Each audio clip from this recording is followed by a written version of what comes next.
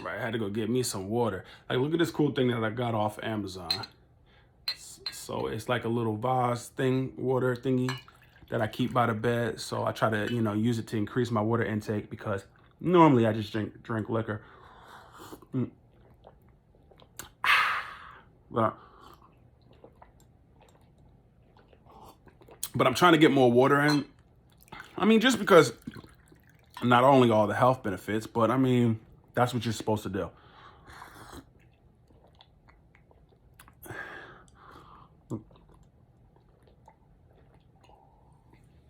And then, also sleeping with the heat on, it just dries you out. So, I noticed that I definitely need to start increasing my water intake. But enough of that. So back to the story. If you are just tuning in, please check out part 1. That's going to kind of give you the build up to where we are now. Like, share, and subscribe. And, as I stated before, we're going to hop right back into the story. So, drove down here. It took me about a day to get here. And she then explains to me that she is not going to be able to assist me. And even in her explaining to me that she wasn't going to be able to assist me, it was pulling teeth. When I explained to her that her then boyfriend had just gotten there and, he pulled up to the complex, he's in the house, I'm about to go up and knock on the door so I can kind of, maybe just catch a few hours, take a shower. Because listen, 24 hours on driving with the heat on, I mean, you want to freshen up a little bit, bags underneath my eyes, probably needed some more water at that time, but I just kind of wanted to just kind of get situated a little bit. More importantly, I think I just wanted to get out of the van that I had been driving in for a day. And she, when I explained that to her, she kind of hit me with the, oh. And when she said, oh, I was like, oh, like what's going on? So I remember saying to her, like, listen, I've been driving for about a day now. If it is going to be an issue, let me know. Let me know so I can go get a hotel room and I don't wait here for a few more hours for you to get here to then try to explain to me that although these are the things that you said you would be able to do, you would no longer be able to do. She then hits me with the, well, I think that would be best if you ain't got a hotel room. So at that moment, my mind it hasn't even registered what is going on. It hasn't registered. I was just like, okay. I went, I got a hotel room. She said she would come over to the hotel room after she got out of work. And I was like, okay, so I get to the hotel, I shower, get myself situated. Because at this time, as I said before, it's not registering that you just drove all the way down here and you have nowhere to go. And a big part of why that's not registering is because, as I stated in part 1, her mom does have a large house where she does have a downstairs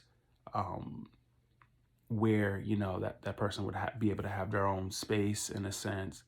And she was on board with me moving down as well. And yeah, so she eventually gets there. She comes into the hotel. She brings her daughter. And then Jennifer and I kind of go into, now it was kind of like it was a room that had like a partition piece, so like the daughter could kind of set off and do her homework, and then we could really talk. And as we're talking, Jennifer proceeds to tell me that, she and her dude got into apparently like a little argument or whatever the case was. And she never really told him that I was coming. She said that she kind of might have blurted it out while they were arguing or in passing, but it led me to believe that this person was not in the know of me coming to, not only to be in Atlanta, but to literally live in their home.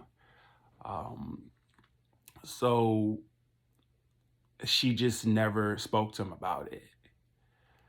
And she goes on to say that she didn't honestly believe that I would show. And I'm sitting there like, well, what did you think was happening? I had, explained to you that I'm packing up the van. I'm talking to you while I'm on the road to come to Atlanta. Like, you hear the van move. Like, where did you think I was going?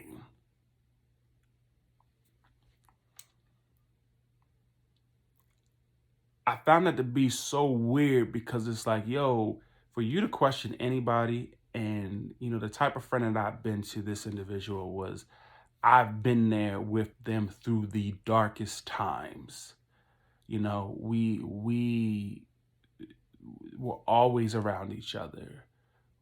Stuck like glue. If you've seen one, you probably seen the other.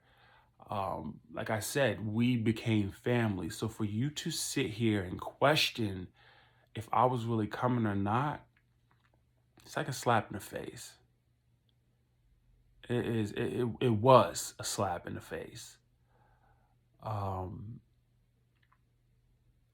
I then asked about, well, so what's up with your mom? Like, can I stay there just for a little bit? Now, I'm gonna keep it a buck with you.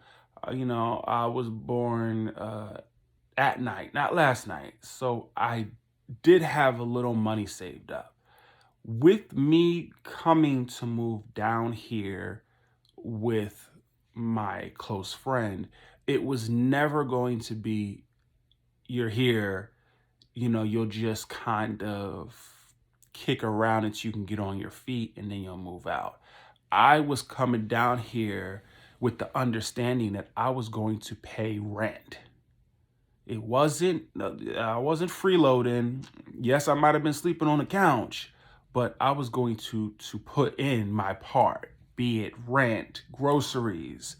Me, I am a very considerate person.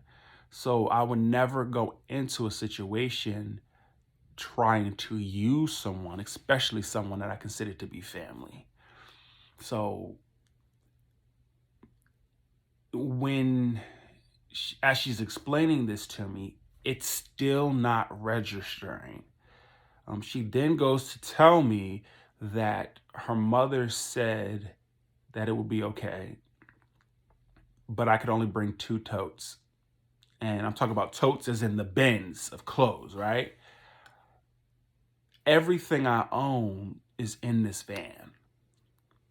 It's been established I have nowhere to go. And when she said that, I knew what type of time it was. I knew what type of time it was. Her mom's a wonderful person. She really is. She means well.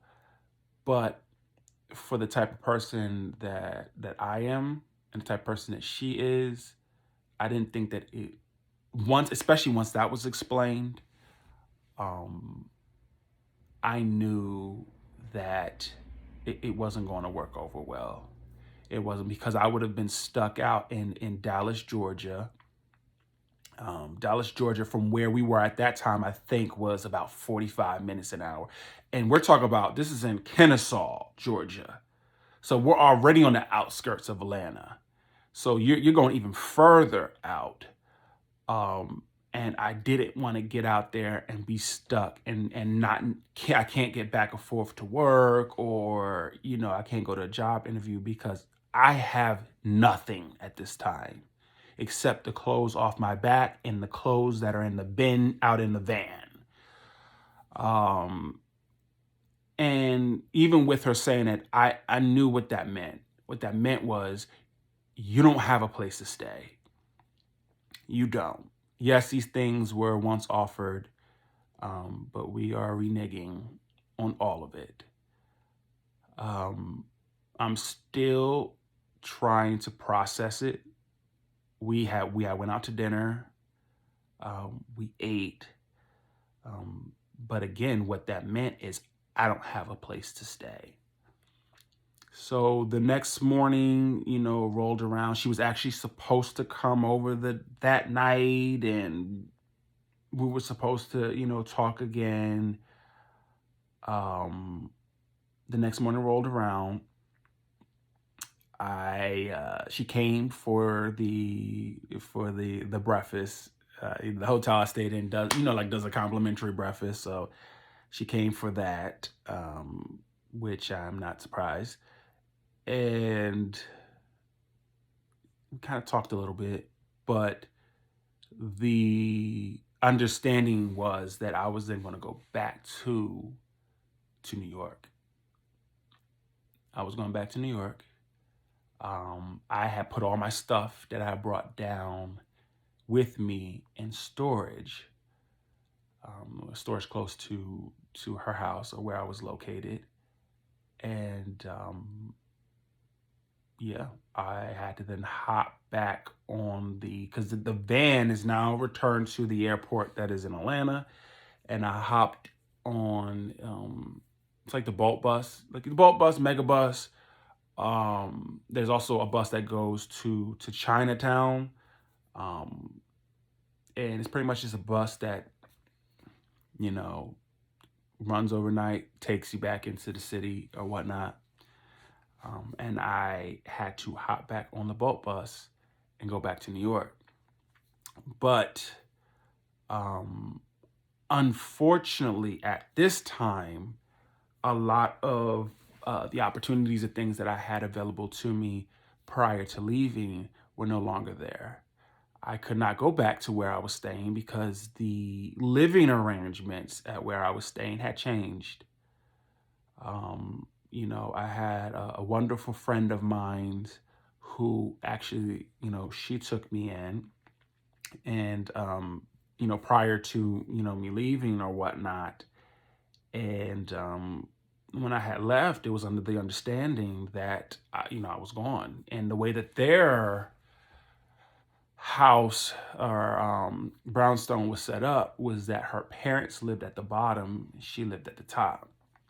So I was kind of just, kicking it there. But when I came back and I was there again, because we're talking about a matter of 2 to 3 days, the family started to kind of question, well, like, yo, listen, I thought you said that he was gone. And I remember her coming upstairs and crying or tearing up, because she had went to go heat something up downstairs. It's like, I think it was garlic bread. I guess she wanted to use their oven, even though she had one upstairs. And we had cooked dinner. It was salad. I think it was like a shrimp salad. And she came upstairs and she was in tears. And the minute I saw her, I knew what it was. And she had told me that she had a conversation with her stepfather in which he had questioned why I was back. And she had explained to him the situation. And I guess, it wasn't like he was like, oh, he's got to get out right now. But it caused some concern.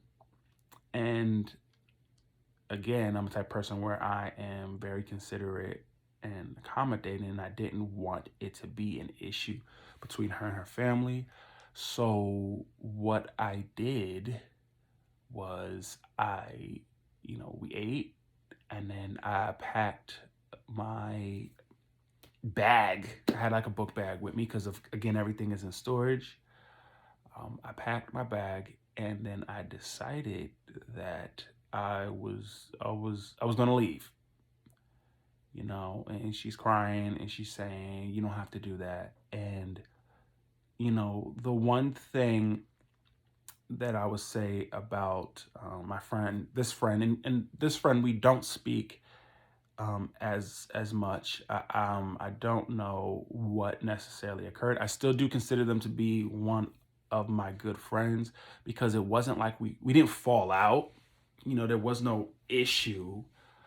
I just think that in life, our paths just went in two different directions.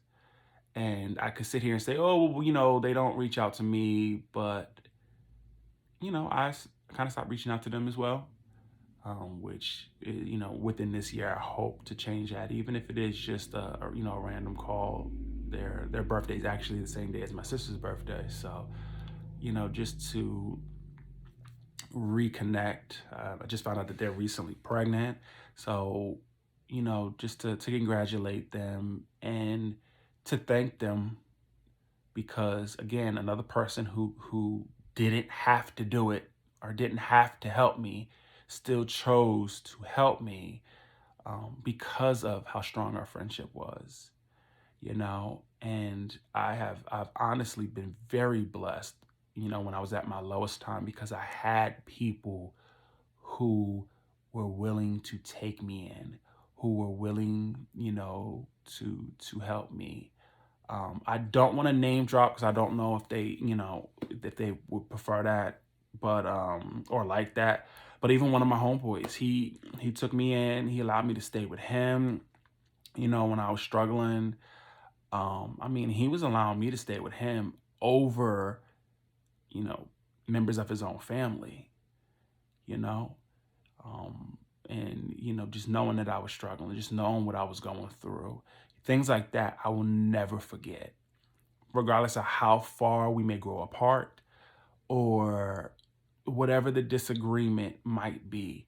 I will always remember those who stood by me when I was at my lowest. And if you do happen to come across this video, or most of y'all I talk to on a regular basis, but I just want to say thank you so much for what you did for me in that moment, what you continuously do for me. Just being a ear for me to talk to, or a support system, just holding me down. I thank you from the bottom of my heart, because there were people who I thought would have done that for me, and that I, for all intents and purposes, were a lot closer to, who didn't. When the times got tough, they kind of just did their own thing or whatnot. But there's no love lost. But I packed that bag, I left, and I did not know where I was going. I had nowhere to go. And this video is getting a little bit longer. I thought I was gonna be able to knock it out in 2 parts. It looks like we about to have to do a third. But again, if you like this type of content, please like, share, and subscribe. I'm sorry, I'm a little bit long-winded, but I'm gonna get you for part 3. All right, I'll check you out in a little bit.